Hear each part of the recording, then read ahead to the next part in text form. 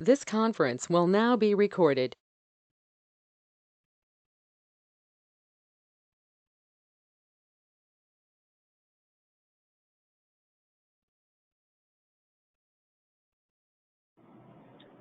Good evening, everyone. I am Pete Panito, First Northern Credit Union's Business Development Contact. We have Director of Sales, David Tognorelli, presenting today's webinar, Raising a Money Smart Kid. Everyone should have received the handout that was emailed earlier this afternoon. If you don't have it, let me know in the chat box and I will resend it to you. This presentation is part of our weekly financial wellness series in partnership with the City of Evanston. We will follow up with an email tomorrow with additional materials that will be presented today. Throughout the webinar, if you have any questions, please ask them in the chat box, and David will address them at the end of the presentation. We appreciate you joining us today. And with that, I turn the microphone over to Mr. Tognorelli. It's all yours, David. Okay, great. Thank you for that introduction, Pete, and thank you everyone for joining us for tonight's webinar on Raising a Money Smart Kid. The goal of the webinar tonight is to give parents the knowledge needed for you to teach your children good money management skills, so you can never start too early on good money management skills. So Raising a Money Smart Kid, this workshop is definitely an invaluable guide for parents wishing to teach their children financial responsibility at any age. And you'll basically learn how to teach them to distinguish between wants and needs, and how, when they're ready, to use credit wisely. So we'll cover allowances, contributions to household income, shopping, and savings as well. To start off, I want to point out in the handout there is a quiz on pages 11 through 12, and it's good to complete together if there's two parents in the household or separately. Otherwise, one parent can also work through that quiz on their own. It can help you have a good starting point on where you are with raising a money smart kid. So teaching money smart behavior. Many parents definitely wish that they learned more about money management from their parents growing up, but they're not confident in their own abilities to teach their children. So raising a money smart kid can seem challenging, but it is possible. Money management skills can be taught in two different ways. Explicit messages, so what you actually tell your children and have them do, and also modeling, so what you actually do and show them as an example. There should be harmony between what you tell your children to do and what you do yourself. So if you tell them to save, but they see that you're spending every penny, they won't necessarily learn that saving is important. This workshop is going to cover both the explicit messages that you can give your children, but consider also examining your own habits. Are you handling your income and expenses the way you hope your kids will? If the answer is no, don't despair. This is a good opportunity to make some changes and take control of your finances at the same time.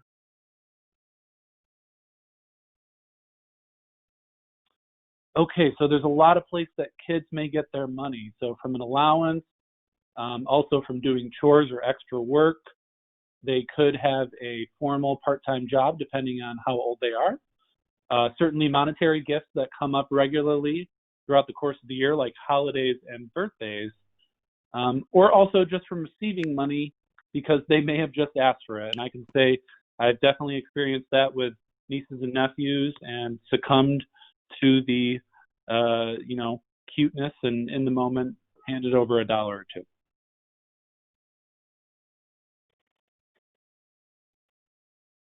So where do kids spend their money? Expenses can definitely vary, but money is often spent on entertainment and consumables. So a large part of the battle is won by getting children to think about why they spend their money on certain items. So some of those examples may include candy and snacks, perhaps toys, clothing even, their own movies and entertainment. This next one here, video games and equipment, very popular, and also music. So your children probably do not have to worry about paying important bills now, but teaching them budgeting when they are young will give them the skills that they need when they're older to have when they have important bills to pay. Wise money management involves following 3 basic principles, which we're going to discuss throughout the webinar. Income is limited. So there definitely is a ceiling and limit to the amount of income that you can receive. Spending should also be controlled and monitored. And certainly some of your income should be set aside on a regular basis. And really making that savings portion a habit that you follow throughout your life. So when your children are grown, they'll probably have to deal with paying their own expenses from a set salary. Thus, when they are young, it's definitely a good idea to teach them that money is limited. A great way to do this is to give an allowance. If you always buy them everything they ask for, in their eyes, money will seem limitless. With an allowance, they will realize they'll only get so much money, so it needs to be spent carefully. When giving an allowance, you'll have to determine some details. First, how much should you give? There's no simple answer to this question. So factors to consider include how much you can afford to give and what you want them to pay for with the allowance. One popular method is to give an amount per week based on the child's age, such as $1 or perhaps 50 cents per year. For example, if your child is 9, perhaps you decide to give them $9 a week or $4.50 a week, and use that calculation as a starting point to decide what to give. Now, should the allowance be linked to chores? Again, there's no simple answer for this question either. So some parents feel that chores should just be done because the children are part of the family. Some feel that giving money for chores may teach their children about the real world. You do not get paid for doing nothing, in other words. Some take a combination approach. So some chores must be done because the children are part of the family, and others must be completed to get an allowance. Think about what works best for your situation. You can also consider giving them the opportunity to earn extra money by doing bonus chores, chores you would not regularly expect them to do. This may include things like mowing the lawn or babysitting or extra projects that come up in the household. So what expenses will your children have to pay for with their allowance? It definitely defeats the purpose of an allowance if you just buy them everything they ask for. They need to know they will not be able to get some things if they squander their allowance money, if it runs out. The older the child, the more he or she should be able to handle paying for things on their own. Make it clear to your children the expenses they will have to pay for by themselves using that allowance. Now in the handout, you'll notice on page 7, there is a detailed kind of plan that you can put together to decide what allowance for your children will work best. Now, an allowance is usually the most consistent source of income for a child, but it is not the only one. It's common for children to receive money for holidays or birthdays. It's easy when this happens to see a gift as quote-unquote free money and spend it hastily. But try to get your children to be thoughtful about what they will spend that money on. Do they really want to spend it all on candy or the latest toy? Maybe it would make sense to save some of that money for regular expenses, like school supplies or clothing perhaps, and then, more importantly, put some aside in their savings account. Another option for giving a gift, besides writing a check or giving a toy to your child, is to purchase bonds. You can consider doing this yourself or perhaps asking relatives to do this when they give gifts to children. For teens, a part-time job could also be a good idea. A part-time job teaches that responsible behavior is needed in order to earn money. It can also cause them to spend their money more carefully. If they know it takes 12 hours of work to earn $100, they could be less likely to spend that $100 on something they do not really need. However, a part-time job is not necessarily right for everyone. It could be a burden for those children that already have a lot of responsibilities and activities. So you definitely want to weigh that out in the schedule before encouraging a part-time job.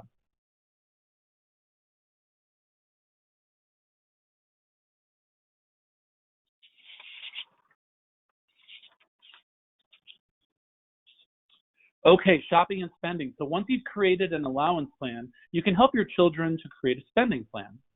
They should already know what they have to pay for by themselves, but they will have to determine how much they will spend in each category. Why have a spending plan, you might ask? It helps to avoid a scenario where your child spends all of his or her money on candy, toys, or something else and does not have money for other expenses. Children generally do not have any essential expenses to pay, so it's not a big deal if they run out of money. But uncontrolled spending is a bad habit to have when they're older and do have important bills like rent or a car loan. So here we're trying to teach those habits that will last a lifetime.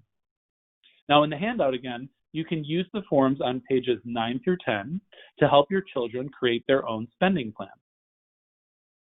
The first one in the handout is for younger children, and the second one is for older children.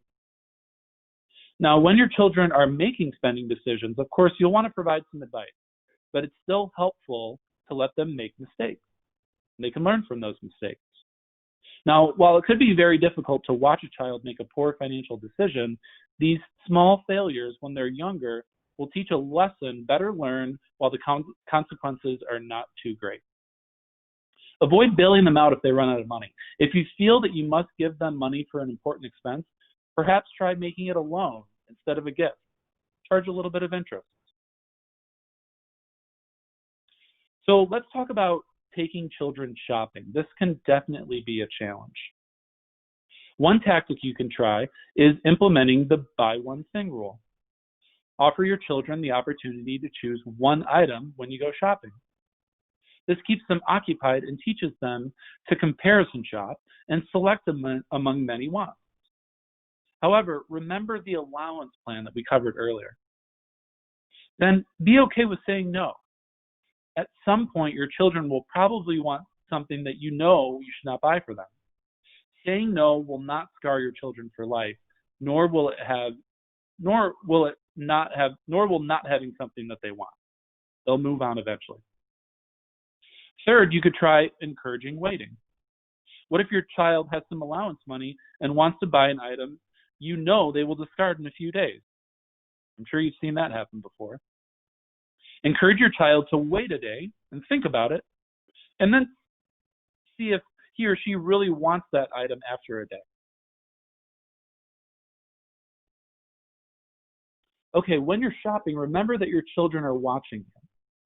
You know, they're taking your lead and the habits that you have in place for yourself. So think about your own shopping habits. Are you making frivolous purchases or putting a lot of things on credit cards? Millions of dollars are spent in advertising products geared toward children by experts who know just how to present them. By watching television and looking at ads with your children, you have an opportunity for discussion about endorsements, brand names, and lifestyle images. Talk to them about what features they should look for when deciding what to buy, such as quality and usefulness.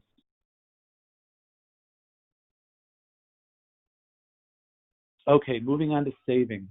Establishing a good savings habit early is so key. Savings helps you to afford the things that you cannot buy right away.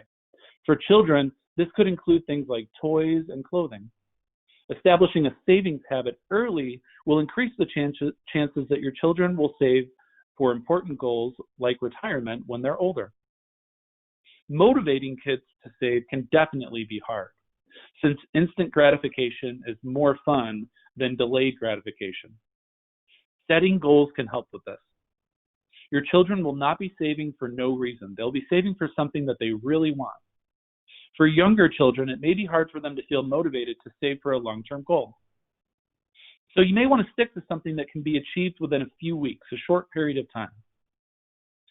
However, older children should be able to save for a goal that will be achieved in several months or even longer. Ask your kids what they want to save for and help them research the costs if they do not already know. Help determine an appropriate amount to set aside each week or each month to achieve that goal. So here's some other savings tips that you can try. Provide visual aids like pictures and charts to help track the savings progress toward each goal.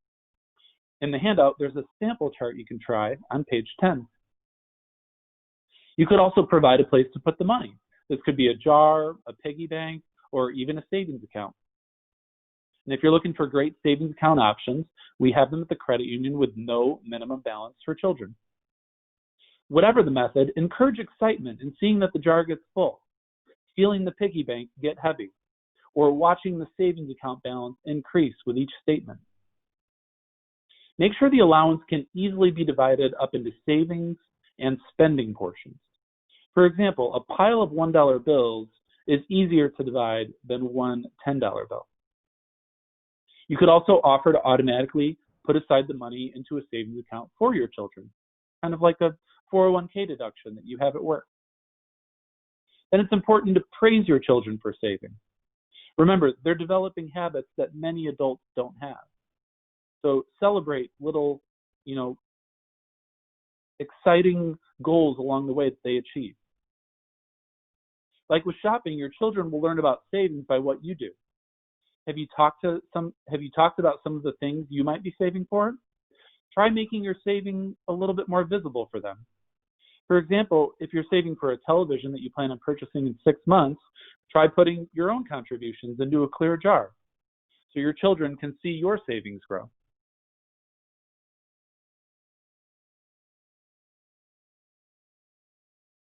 Compounded interest can increase that savings for sure. So for adults, savings is rewarded with interest payments. If your children have a savings account, they will automatically get interest as well. When they receive their statement from their account, point out that line to them that shows the interest they've earned. If your children keep money in a jar or a piggy bank, consider paying them a little bit of interest on that money that they've saved. And let them know the reason they are getting this interest is because they've saved the money instead of spending it. With older children, you could discuss the benefits of compounded interest. By keeping their money in savings, their interest will start to earn its own interest and exponentially increase their savings over time. In the handout, there are charts on page 5 that show the interest earned increases exponentially even when contributions are constant. Also point out to your children that compounded interest can work against them if they carry a balance on a credit card, for example. Games can also be so helpful. So for young children, playing basic role-playing games like Store and Financial Institution can teach them about money exchange. Counting games involving coins and their denominations can also help them develop an understanding of value. Older children can develop a greater grasp of spending and mini entrepreneurship. And there's great board games out there like Monopoly, Payday, or Life. So try those out. Okay, finally, I want to share with the group tonight, we have a great free resource available at evanston.balancepro.org. There definitely are some kid-friendly sections as well, approachable for children of all ages. So feel free to check it out. It's totally free. There's lots of articles, podcasts, videos, calculators. There's also a free counseling service available through the website. Those services include money management counseling, debt repayment options, free credit report review, and more. And that concludes tonight's webinar on raising a money smart child. All right, David, I have a few questions. First one being, if I'm going to charge my kid interest on a loan, how much interest should I charge? Well, that's a fun question. I think that starting with something simple like 10%, where the math is rather approachable, would be fair. You could also try charging different levels of interest depending on how much they need to borrow, similar to the interest you might be charged in the real world. But I think round numbers is probably a good place to start, like 10%. Okay. Do you have special accounts for kids? We do. We have those totally free savings account options that I mentioned. We also have Coverdell education savings accounts. These are typically set up on behalf of children by their guardians or other adults and can be used strictly for later in life education expenses. And they earn the highest interest rate offered at the credit union. So please feel free to reach out to Pete or myself, and we'll be happy to provide information on those accounts to you. Okay, perfect. And just this last question, how do I explain compound interest to my son? Isn't that a bit complicated? It can be. There are great calculators available through that website, evanston.balancepro.org, that can show you how to, visualize compounded interest. Also in the handout, and I see here a comment in the chat box, perhaps the PowerPoint in PDF was provided by mistake, and so we will send that handout out to the group immediately following the end of the webinar tonight. There's also a chart in that handout that shows compounded interest from a pretty approachable point of view.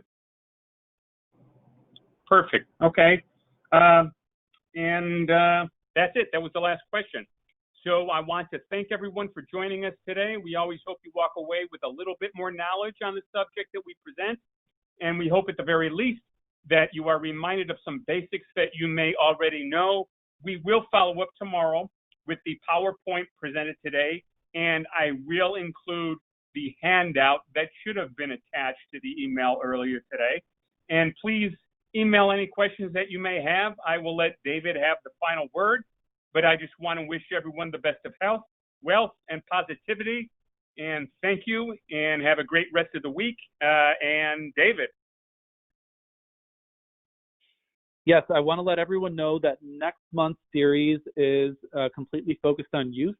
And so we will be presenting 5 workshops starting on July 8th and going through the first Wednesday in August at 1 p.m. every day. So please check out fncu.org/Evanston for more information. Invite your children to join us for those webinars each week, and we hope that they find the information valuable. You're also welcome to join along with them, and that way you can help reinforce or explain any of the content that we cover. And thank you again, everyone, for joining us tonight, and we look forward to having you join us for future webinars here at First Northern. Bye-bye, everyone.